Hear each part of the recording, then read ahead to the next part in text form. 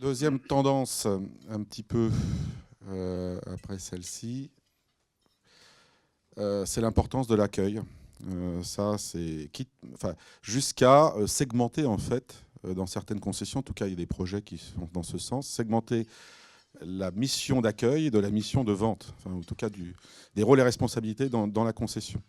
Alors ça s'observe par certaines initiatives qui ont été prises, notamment dans le réseau BMW où est apparu ce qu'on appelle des produits genius, à l'image de ce qu'a faisait Apple, qui sont là pour accueillir le client, qui ne sont pas incentivés absolument pas sur la vente et qui ont une connaissance produit bien sûr renforcée et qui sont là pour approfondir le projet du client sans objectif de commercial, on va dire, et sans incentive commercial.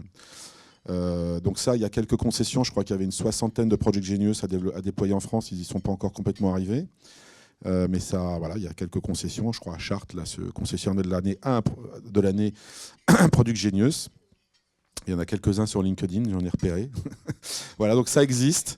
D'ailleurs, il y a également à l'Audi City Flagship, il y a ce qu'ils appellent des ambassadeurs. Ce n'est pas des Project Genius, c'est des ambassadeurs, mais qui s'occupent de la prise en charge du client, de la réception des appels éventuellement en concession jusqu'à l'accueil physique, et ça l'accompagne à la configuration ou je dirais à la découverte véhicule, configuration, reprise de configuration ou configuration AT0 ou découverte véhicule ou questionnement sur les usages, énormément de questionnements sur les usages parce qu'on change complètement l'approche client. On n'est plus sur quel est votre budget, reprise véhicule, pas de reprise véhicule, kilométrage annuel, on est vraiment sur la question des usages, qui vous êtes. Et le transfert se fait soit au niveau de la découverte du véhicule, enfin l'essai véhicule, soit après, quand il y a vraiment un acte d'achat envisagé. À ce moment-là, le vendeur reprend la main, mais le vendeur n'est même pas dans le showroom, dans l'Audi City. Ils sont dans des petits bureaux à l'étage. Vous avez que des ambassadeurs qui ont en plus un dress code complètement décalé, parce que c'est polo, jean, basket, avec des accords en plus avec certains fabricants de baskets. Donc c'est assez standardisé quand même, mais c'est décalé, on va dire. Voilà. Et donc ils ont recruté des profils qui ne viennent pas de l'automobile d'ailleurs, et qui recrutent. Il y en a un qui vient de l'automobile, c'est un ancien vendeur, et à la fois à Chartres et d'ailleurs à Audi City, ils ont mis le moins bon des vendeurs à l'accueil. Donc c'est des passionnés de la marque, donc ils partagent cette passion avec le client dans l'accueil. Et pour autant, ils n'ont pas jusqu'au closing du bon de commande. Et du coup, ils s'en sentent beaucoup plus libérés et ils excellent dans cette fonction d'accueil.